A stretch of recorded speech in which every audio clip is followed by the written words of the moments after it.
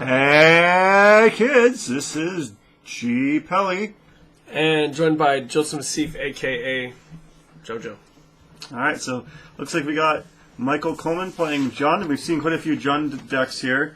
And we also are seeing Chris Hong playing his red, white, blue flash deck. Yeah, you could find Chris week in week out playing this. He actually audibled to I want to say a red, white, black tokens deck, and he hated it. Chris just hated it, and he's like, I'm never doing this again. I'm going back to my red, white, blue flash deck. And he's played Delver, blue, white, flash, and red, white, flash almost every week. Literally, he plays the same couple of decks, and there's something to be said for that. Like, it's boring to play against the same deck every week for me, but there's something to be said for like getting good with one deck and refining it. Yeah, and so, yeah, he's been playing the same deck for a year, and it looks like Michael Coleman's on Jund. Yeah, we've seen a few. We have no deck list for Michael here. Shame on you, Michael Coleman. You should make a deck list. Yes. Yeah, but I'm shaking my finger into the microphone here. Be careful to hit the microphone because that'd be awkward.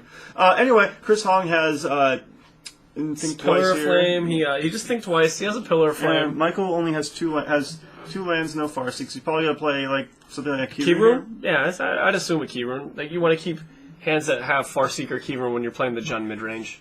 He has to accelerate. So. And that's us. He passes in 3. Wow, no action. That's us assuming he has him in his deck, though, right? Correct. Most versions are only 2. Yeah, absolutely. So, Chris doing what he does best, playing land go. As you know, the Flash deck it's called Flash because most of the deck's cards can be played on the opponent's turn. Yeah, they're instants or creatures that have Flash. Either way, I think Chris is going to debate about letting this resolve since he has a live target with his Pillar. And he's thinking. So a good play if he especially. So it looks like he lets it resolve. Now if Chris has, you can play Restoration Angel, right? And then just Pillar the Huntmaster. Yeah, absolutely. And that puts him in, that gets through the Huntmaster pretty easily. So let's see what he has on a turn. He's drawn a card. And that's a Detention Sphere. That's a Glacial Fortress. Was it? No, now it's a Glacial Fortress. Before that was a Detention Sphere, wasn't it? Still a Glacial Fortress. Still a Glacial Fortress. All right, I'm bad at this game. Yeah, I wish my Glacial Fortresses were Detention Spheres. You might have had a chance of winning that last match. That's true. Oh, ouch. Yeah. Hold on. Let me remove the dagger from my back, jerk. All right, back to the action here. What land is that? Is that a Grim? It's a Casserole Friend. Oh, is it? Yeah, I can't see. He's pumping the. Oh, jeez. Oh, that's going to. So that tells you a couple of things. Michael has no action whatsoever, and that Detention Sphere just chewed up the wolf token. That's Detention Sphere. Detention Sphere. Sorry, Azorius Charm. Yeah. So there's a Augur Bolus. All right, there's another Azorius Charm. That's pretty good. Okay, so Michael's going to get something going here. Yeah, Chris looks like he's way ahead. And he's got Dissipate now, too. Yeah. And Rewind, so next turn he'll be able to just be rewinding, doing some crazy... all the counters is. Now all he needs is Restoration Angel. He can just go bonkers on the end of turns. Yep. Yeah. So he's got Dissipate. Yeah, some pressure backed up all his counter spells would be nice. Yeah. Like, you'll probably... especially as Michael saw the Azorius Charm there, now I think you dissipate this one. Yeah, you have to dissipate this one. Yeah. I also like just cashing in that third Azorius Charm for a card, just because Michael knows he has it now and can play around it. So just cashing in there seems to make a lot more sense. And Ultimate Price. Yeah, I like that because it doesn't give him value out of hitting the Restoration Angel. I mean, now if you're Michael, do you Ultimate Price the Augur there? Or do you save it for Restoration Angel you might top pick? Or Pike later on? True. I think he was just being mana efficient. I don't like it. The Augur itself doesn't represent much of a threat. Right. Nighthawk down. I would like to point out the very pretty white bordered island. 2 thumbs down. Awful. Those should be Portal 1 lands. Portal lands. Yeah. Chris Cowan over there giving me a thumbs up. Yeah. So Augur comes in, Augur dies, and he also whiffed on the Augur, so really didn't get anything out of it except. You guys' very own Maritime Guard. I'm dating myself a bit there. All right. So let's see if we get some action from Michael Coleman here. He has a few cards in hand. hasn't done much.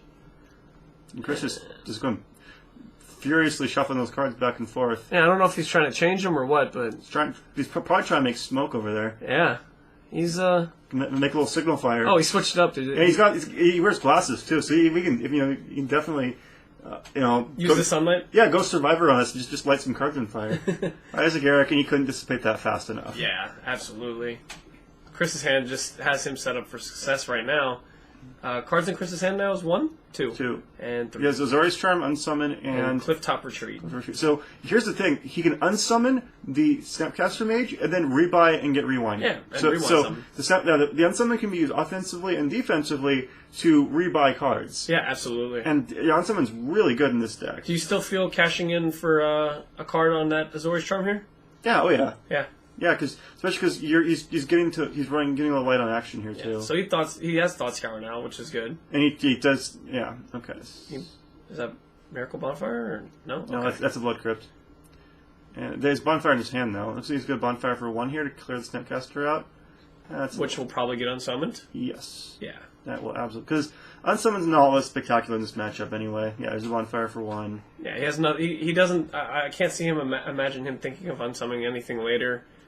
And again, we've mentioned this before, a lot of the cards in Jund are sorcery speed. Right. And the Flash deck just runs circles around it. But when we've had this exact same matchup before, these sorcery speed cards are like, you're the big hulking ogre in the movies with a giant club, and anybody smaller and faster can just run around you. So I think that ended up being for 3, and he just took it, bounced his Snapcaster. So he played Thoughtscour there, milling Michael instead of himself. So you might think he wants to mill himself to get for Moreland Haunt, Snapcaster Mage, and other things like that. But this particular build is closer to the list Jerry T has been advocating for a while. He has 1 Runechanter's Pike, and only 1 Runechanter's Pike. So there's a chance you can mill your own Pike. And you don't want to do that. Yeah. And, I mean, it also plays, if I'm not mistaken, Sphinx's Revelation? Yeah, there's 3 Revelation in there, too. Yeah, so he's, But there's nothing wrong with hitting Revelation because you can Snapcaster that back. Okay. That's a late game play, but it's there. Tapping 2 Sweet Islands. Snapcaster For a pillar. Yeah. Exile that. There you go, sir. All right. So now he's got Azorius Charm and Thoughtscour. All right. So he's gonna probably be coming in with this. Oh no, he has Thragtusk. Okay, now we're gonna draw some cards to try to counter that. Yeah, draw a card. Because he doesn't have any immediate answer for it. There's a Key Rune and another Garrick. Now we're gonna cash in his Azorius Charm for a card, right? Yeah. Pretty sure that's the play. He's thinking because you want to try to hit some way to beat Thrag. Because right now he has no way to beat Thragtusk. Right. And so he's good to start cycling through his deck, come up with answers. And so I like drawing a card here. Just take it. Oh, he let resolve. Okay. Yeah.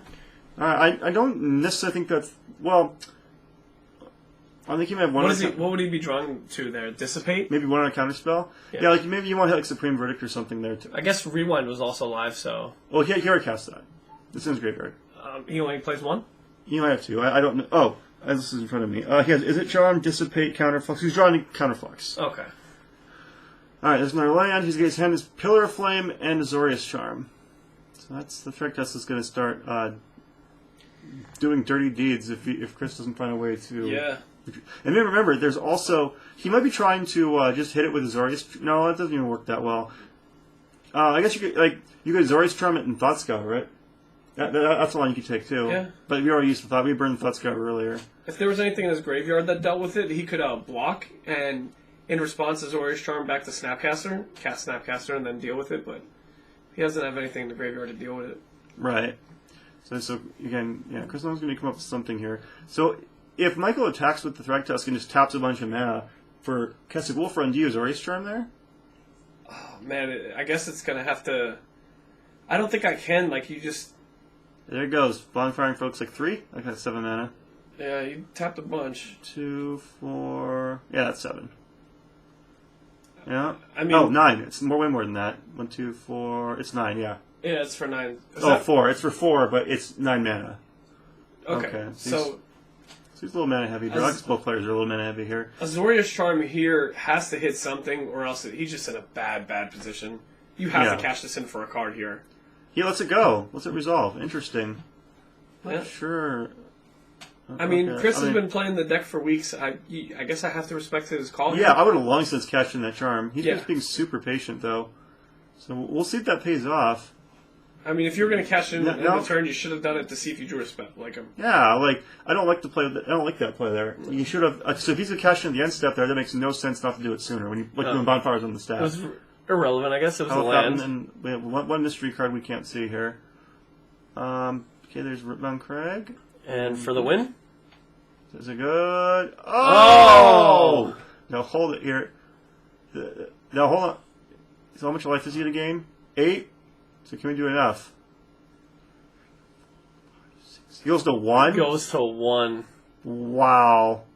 I get. He definitely did the math because he played the Hallowed Fountain tapped. Like, he knew exactly what he was doing. Rest is at Uno. So he's probably got a Revelation ready in the wings. Yeah. I'd imagine. The way these Revelations work, they tend to chain. So now with 9 cards to work with, I'm pretty sure he's got something waiting in reserve. Stabilizing at 1. That's what he has to be fearful of. I don't think he could let his opponent untap. Well, because what if he has Searing Spear? Well, he's not. Oh, there's Counterflux. Well, we bought some insurance, kids. Yeah. All right. So now we've got. So let's just say, for instance, he attacks for 5, right? He Kessig Wolf runs it for 0. Mm-hmm. And that would trample over to win the game. So in response, he has to do something. Unsummon Azorius Charm. Sure. He has to do something. What does he have? I know he has Counterflux. I know he has 2 more lands. I know he has Thought Scour. So he's discarding down. He discarded some lands. So I see Snapcaster, so he's safe. And Restoration Angel will be good, too. And I know he has a red card, I think, unless it's just a mountain. I can't see that. It looks red. Or a pillar. A pillar would be good. Okay. So he attacks, blocks, activate Wolf Run, Snapcaster for Unsummon, or Azorius Charm. You do draw Thought Scour, so you can. So that could be a line you can take. He's just going all in. You got it? Oh, you bet he does. Yep. Snapcaster. And there's Azorius Charm. Yep. You bet your top dollar he's going to lay out. And that's just going to get Counterflux next turn. Or he's just going to Thought Scour it away. In response, I Sphere You, and that's going to get counter. Oh, is it charmed? All right. Oh, and here's the thing. Michael unnecessarily tapped way too much mana there. Yeah.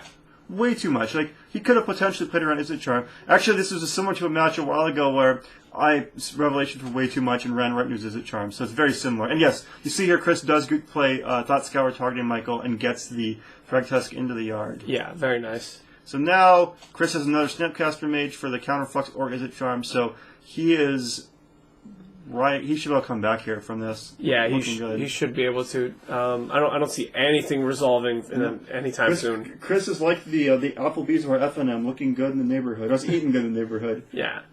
I tried. I tried to be clever. I failed. But welcome to my life. But Chris. This is really good. Chris is stabilizing at 1, and you know what would be fun to do for stuff like this? Like sneak like a sudden shock on the table and just windmill it, just to mess with him. Oh man! Like we really should have more cards that like sudden shock printed, so we can do the sudden shock slow roll challenge. Yeah. Which, by the way, if the first Pro Tour that card was legal, I think it was Dutch players. A bunch of them just, at a contest, so you could do the best slow roll of sudden shock when they're at 1 or 2. Let their opponent play the whole combo, and they just go, oh, had this. Yeah. Had Michael just not went all in with that, what's it called, the Kessig Wolf Run, he would have... Yeah, so he's overloading Mizzou Mortars here, and there's the Counterflux. Yeah, he would have drawn the Counterflux out a long time ago. So there's still a Beast token there. Yeah, there still is a Beast. Beast crashes, or is he? You can definitely still attack here. Yeah, he's gonna block with both probably. Yeah, and then just pump it for one, take out both. Yeah, seems like a fine play. Yep, there he goes. Looks like it's happening. And does he have so many ways to stop that? There's a Snapcaster Mage there. Snapcaster is Azorius Charm.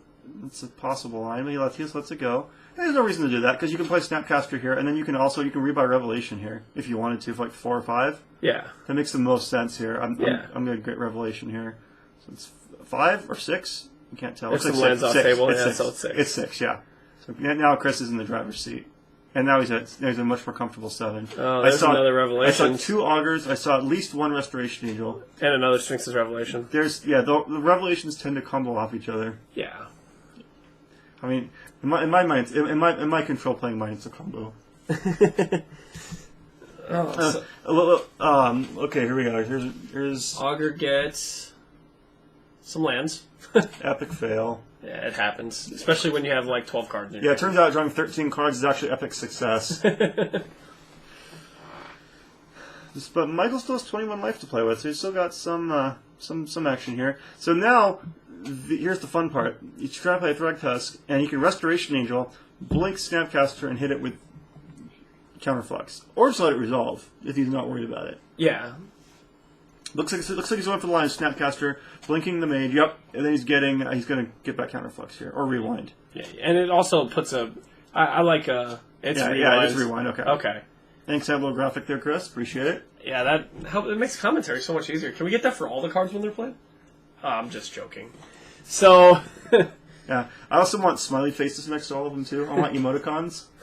Straight out of like AOL from 1994. There's another Thought Scour. Hits Michael. I also see another Revelation in his hand, too. Yeah. And he actually has a decent clock here. It looks like 6 a turn. So it's like it's a 4-turn clock, but I think he has a. Yeah, well, if he has a pike, he can stick. He's counting his graveyard here, but probably because he just drew pike. So, if he just drew pike, that so he can stick it in him here. And there we go, tapping the whiteboard length, of course. Yeah. And this will clock him pretty quick. So there's 3, there's 6, and hey, Pillar you for 2. My card here better be awesome, and guess what? If it is, you're probably still dead, bro. I think he's trying to see if he can just end it right now. And Michael's like, man, do it. Show me the goods. So, that's 11. Snapcaster. Probably Thought Scour himself. Yeah, Thought Scour myself, because you have the pike now, so... Or just burn. Rebuy Pillar. So, Michael takes down... Chris takes down game 1. From 1 life. Yeah, what a stabilizer. Real match begins at 1, kids. Alright, so what are we doing here? Okay, so if I'm Chris, I'm bringing in Jace Memory Adept. This is the matchup where Jace shines. Oh, yeah, definitely. And probably negate, because the way you lose this matchup is Rakdos Return, or Garrett gets out of hand.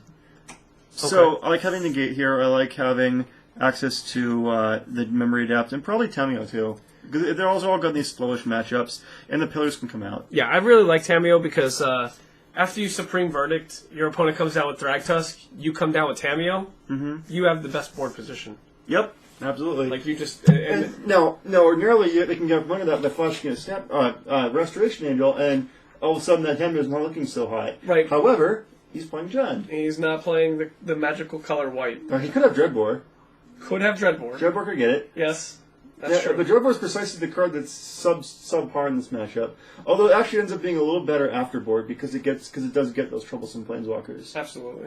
So, and this is also Abrupt Decay is also reasonable here because I like having Abrupt Decay against them, so I can get their pikes. Yeah. But Chris only has 1 pike, so I don't even think Abrupt Decay is what you want to be doing. But do you? So Chris is looking through the sideboard, does not bring in Tamio, it looks like. It doesn't. Michael Coleman doesn't necessarily know that there's only 1 pike though. So like losing to a card like that, it happens in Magic players when they lose to a card, they sideboard to that card. You know what I mean? Like, not knowing that it's a one of, if I lose the pike, I'm like, oh, he must be killing me with pikes, so I'm bringing in Ancient Grudge. So if you're Michael, do you bring in Slaughter Games to stop Revelations? What do you think? I absolutely think Slaughter Games is the answer to the Sphinx of Revelations problem in general. If you're playing black-red, like in the color combinations, Rakdos, in any way, shape, or form with any other color, and you're playing against a deck that plays Sphinx's Revelation, I would bring in Slaughter Games all day, every day. And John's a deck that looks for the most part to pick up incremental advantage. Right. And so you're getting 2 for 1 here, maybe. 1 for 1, 2 for 1, 1 for 1. So you make little advantageous trades along the way to set up you grind them out. And Sphinx's Revelation says, hey, all those cards you just grinded, let me draw them back. Yeah, exactly. And like that's how decks, like not so much this the blue-white-red flash deck, But most decks that play Sphinx's Revelation rely heavily on that life-gaining card advantage. They need it. And Duress is really good at it, John. Maybe Underworld Connections is okay, too. Yeah. Because Underworld Connections lets you keep a steady string of 2-for-1s. Right, and especially with the Thragtusks, I really like the Underworld Connections. I'm not sure... When you played John, did you run any number of Cavernous Souls or no? I didn't. No, because the mana was too... It's too rough? Too dicey, yeah. I mean, you want to be playing... You can play 2. You think so? I think I played 2 in my last iteration of it. Okay, yeah, I mean, you want to be resolving stuff against decks like this, and, our current standard was Paper, Rock, Scissors standard. Mm-hmm. So, Blue-White Flash got popular, 4 Caverns became standard in people's decks. Right. The Flash decks weren't being played, Band Control wasn't being played too much, Caverns came out. People got greedy again. So, I'm not sure if Michael's playing the Cavernous Souls or not, but it would be really good in this matchup. Yeah. Yeah, I think so. Naming Beast, being able to resolve Thragtusks at any given time is just rough. Yeah, now we saw that Chris can deal with them. Chris can deal with them. But you're almost always setting yourself up for a 2-for-1. Right. So, they're all sideboarded up, and it looks like, I'm guessing, and this is just a hunch, Michael Coleman's going to be on the play? Yeah. Yeah. I was trying to be clever, and I'm saying, couldn't come up with anything. No, couldn't come up with anything. Maybe I want to be on the draw and get the extra card against Red, White, Blue Flash? No, you want to play things and get them. Yeah, before they could count. Before they can start countering things. So, Chris is shuffling. And shuffling. Every day I'm shuffling. That's a good song. We should Chris talk. Count with the party rock anthem back there. We should talk to our IT tech, our master behind the scenes, and see if we can get that playing while people shuffle from now on. Yeah. I think he's going to make it happen. Well, only people who shuffle excessively long. Yeah. If we could play a sound bite and play a whole song while you shuffle. Looks like he's making that happen while we're. All right, so here we go. What is? And Michael is looking over his hand. I see Chris Hong's jeans with all the holes in them. Yeah, I mean that's how you buy them nowadays. Oh, you put them pre-broken in? Yeah, absolutely. Kids these days, get off my lawn. Old man G. Pelly. There's a farseek from Michael Coleman, exactly what you want to be doing. And it looks like it is going to be a tapped Steam Vents, I'm sure. Yes. And this just gives Michael Coleman the green light. He should be... Hopefully there's a Huntmaster here. Yeah, hopefully. That's what I'm saying. Just Huntmaster away. And then, see, Chris does have Jace in his hand. Yep, and... Looks like an Unsummoned in Friends. We have a Huntmaster.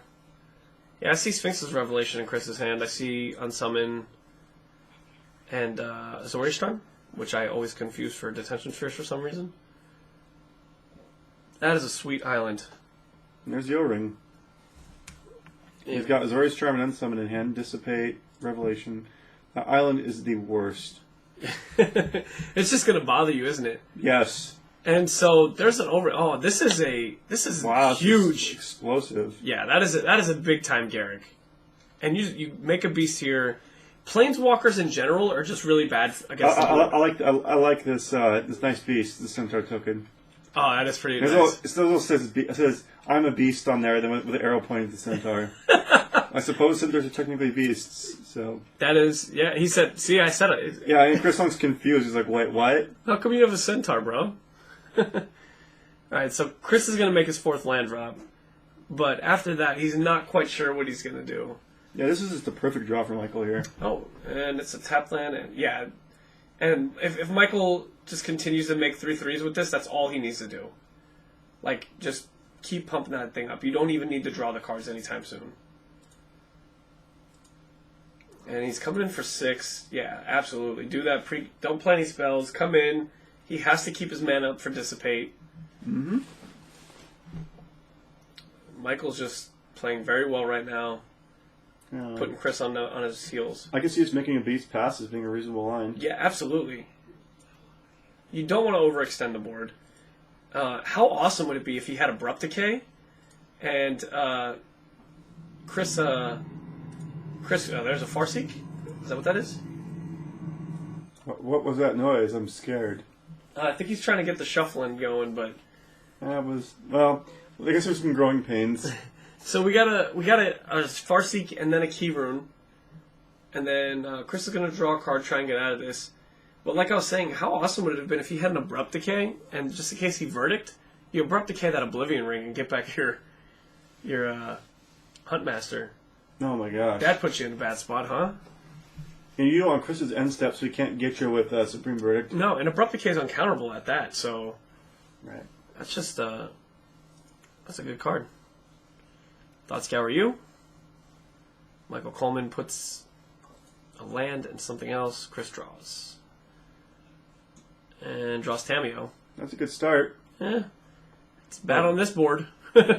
Yeah. The Tameo and Jason's hand. Neither of which are going to do very much in this situation. He's facing 12 points of damage on board. Again, putting him to 1. Dead to a burn spell. Or cast a wolf, tap that wolf run. Yeah. So Chris just bides his time here. I like what Michael Coleman has going on here, because even after like a Verdict, he could still activate Key Rune, draw 3 cards, if he wanted to. Bare minimum. Yeah, bare minimum. So, unsummon 1 token. There's 1. Snapcaster unsummon? Nope, just taking 6. And he should be at 7 if I'm oh, that's a 2/2 wolf. Yeah. Okay, so he takes 5. Another beast. Makes a beast. So, what's Michael going to do here? Nothing. Unless it's another planeswalker. Chris is spinning his wheels over there. Yeah, Chris is digging. Verdict or Terminus. And it's a land. Think twice, hopefully hit the Verdict. Nope, just pass. Okay, so it looks like... And maybe if his lands were black border, he wouldn't be in this situation. I'll be sure to pass that on to Chris. I'll tell him to his face every time. I think he just does it because he knows it annoys me. Alright, so facing lethal. Boom. Crashes in. So he has to deal with 2 of these, or he's dead. No, he has to deal with he's at 8. Yeah, so he has to deal with 2 of them. Oh, yeah. So Snapcaster unsummon. I'll do it. Unsummon a 3/3. Yep. Trade with the 2/2. There you go. Take 6, go to 2. Now he's just dead to Pillar, I guess. But he has Dissipate up. So can Chris Hong do it again? Wait, so do you ultimate Garrick here? No. Never. Because you just died a Verdict then. You just keep +1/+1. Have you ever ultimated Garrick? Yes, I have. In States this year, when everybody was playing Bank Control, I ultimated Garrick, and then it got Terminus the next turn. So is this before or after the Civil War? And it looks like Michael Coleman takes that one down. Yeah, I of all people trolling someone for telling stories. Pot, kettle, black. All right, so we're going. So this game was essentially over on turn 3. Yeah, once he cast that Oblivion Ring on the Huntmaster, and then followed it up with a Garrick that just went unanswered. I think Chris is digging in his sideboard now for Detention Sphere and Oblivion Ring. So if he did take them out, they're coming back in. Right. Yeah, this match, that game was all about momentum.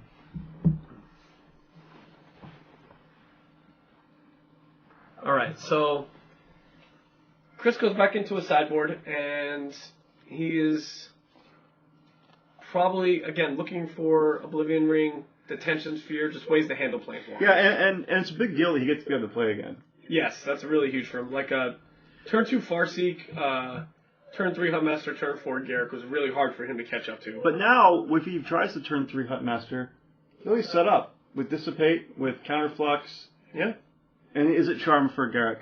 Right, yeah. So being on the play is very, very crucial for Chris. Yeah. You want to make sure the answers line up. Oh, yeah. Every day we're shuffling. Oh. Are we working on it? I think we're still shuffling here.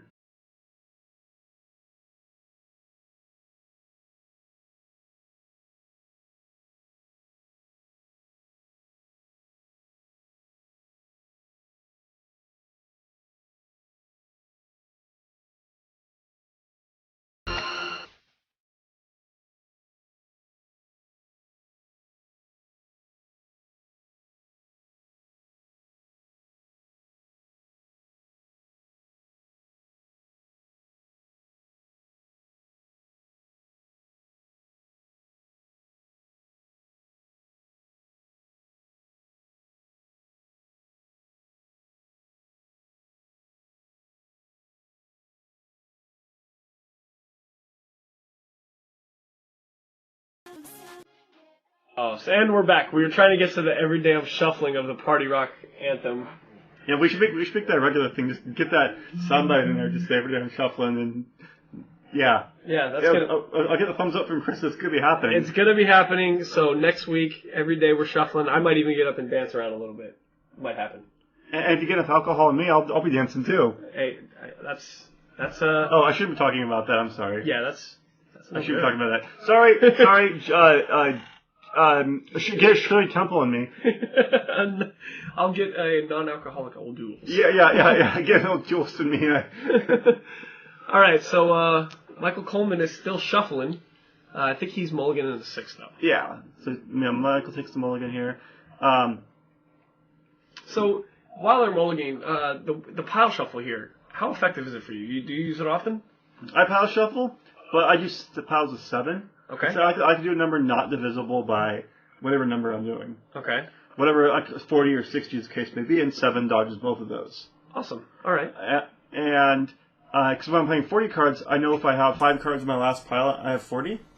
And if I have 4 cards in my last pile, I have 60. So that's going to help me make sure I have 60 cards. It also throws your opponent off a little bit because if they watch where you end when you do 8 or 6, they know you have exactly 60. Whereas if you do 7 and you know where you're ending at and where your pile of 4 is, it doesn't let them know how many cards you have. Also, pile shuffle by itself is not sufficient shuffling. I also will shuffle more thoroughly? Yes. Yeah. I'll do some riffle shuffles on top of that. Okay. So we got a steam vents from Chris, correct? Yep. Chris venting his frustrations from the last match. Yeah. He's probably a little steamed by how that one went. Yeah, I'm sure. And... oh, Greg and his puns. I learned from the best. I've read enough of those OSB set reviews. Oh, okay. It gets me. That's some good material to get me started. So we have the Farseek, which is game plan Michael wants to be on. Yeah. Now Chris can sit on some counter spells here, but he doesn't have that many. No, I didn't see. All I saw Snapcaster land. Jeez. Oh, Sphinx's Revelation. Chris is a pro at doing that, by the way. In what? Shuffling those cards like that. Yeah, it's really frustrating for us. We can't tell what he has half the time. It's harder. Yeah. I guess he's challenging us. Oh, this is the rest. Well, I guess we get to see his hand unless this gets countered. Boom. Hey! Oh, he's like, here you go. There's Sphinx's Revelation. Your only target, because he has 3 lands, a Snapcaster, and a Restoration. That's a land-heavy hand. Yes. And boom. That is resolving.